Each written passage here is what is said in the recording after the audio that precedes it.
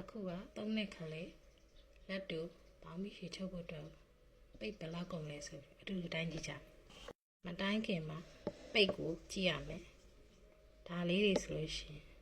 ဂိုင်းလို့ခေါ်တယ်ဒီလိုမျိုးလေးတွေ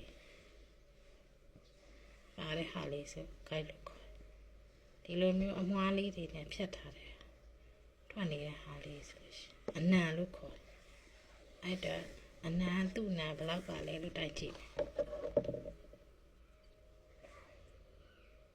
18တတောင်18နှစ်တောင်18 3တောင်ပြီးတော့တမိုက်4ခွဲ